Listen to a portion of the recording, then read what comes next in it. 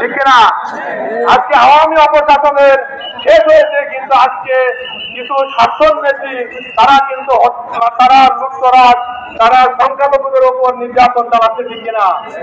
আমি বলতে চাই, আমাদের বাংলাদেশ জামাত ইসলামী ইসলামিক ছাত্র শিবিরের নেতৃত্বে গ্রামে পাড়া মহল্লায় আমাদের কমিটি তৈরি করতে হবে, যাতে এই ধরনের তারা সহিংসতা করতে না পারে। সেই আশাবাদ ব্যক্ত করছি। সাথে সাথে ইসলামী ছাত্র শিবির এবং জামাত ইসলামী এই মহেশপুর কোটচাঁদপুর শাখায় আগামী দিন আমাদের যিনি জামাত মনোনীত প্রার্থী আছেন, আমরা যদি সম্মিলিতভাবে কাজ করতে পারি, ইনশাল্লাহ বাংলাদেশের কোন জায়গায় যদি বাস না করে, ইনশাল্লাহ মহেশপুর কোটচাঁদপুর শাখা থেকে সেই আশাবাদ ব্যক্ত করে আমি আমার সংক্ষিপ্ত কথা শেষ করছি। বাংলাদেশ জিন্দাবাদ, ইসলামী ছাত্র শিবির জিন্দাবাদ।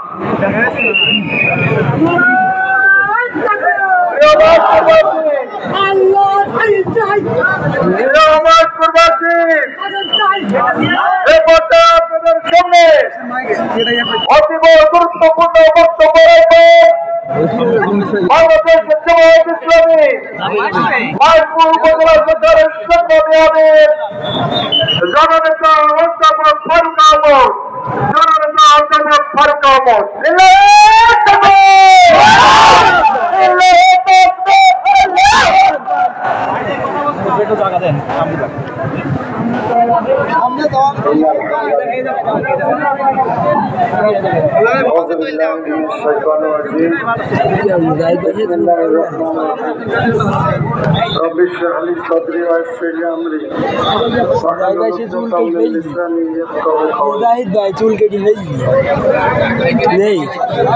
বাংলাদেশ জামাত ইসলামী মহেশপুর উপজেলা শাখা কর্তৃক আয়োজিত আজকের এই বিশাল শুকরানার সমাবেশে আমাদের মাঝে উপস্থিত আছেন প্রধান অতিথি হিসেবে হিন্দু সংগঠনের অন্যতম সুরা সদস্য দিনাজপুর জেলা শাখার সংগ্রামী নায়েবে আমির, মহেশপুর কোটচাঁদপুর গণমানুষের নেতা, আগামী জাতীয় সংসদ নির্বাচনে জামাত মনোনীত সংসদ সদস্য পদপ্রার্থী জননেতা জনাব অধ্যাপক মতিয়ার রহমান। বিশেষ অতিথি হিসেবে উপস্থিত আছেন কেন্দ্র সংগঠনের অন্যতম সুরা সদস্য বাংলাদেশ জামাত ইসলামী ঝিনাইদহ জেলা শাখার সম্মানিত সহকারী সেক্রেটারি, সাবেক উপজেলা চেয়ারম্যান জনাব প্রিন্সিপাল মাওলানা আব্দুল হাই সাহেব, অন্যান্য নেতৃবৃন্দ উপস্থিত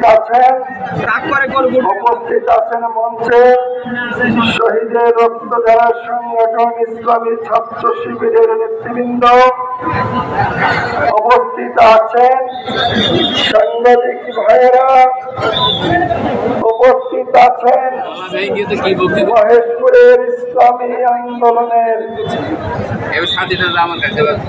আমার একান্ত দিনী ভাই সব, আসসালামু আলাইকুম ওয়া রাহমাতুল্লাহি ওয়া বারাকাতুহু।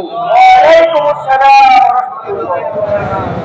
ভাইরা আমার, বিশেষ করে আল্লাহ পাকের শুকরিয়া জানাচ্ছি, দীর্ঘ 15 বছর আমরা যে কাজটি করতে পারিনি, বাংলার তামাম তরুণ ছাত্র সমাজ আল্লাহ পাকের সাহায্যে সেটা করতে সক্ষম হয়েছে।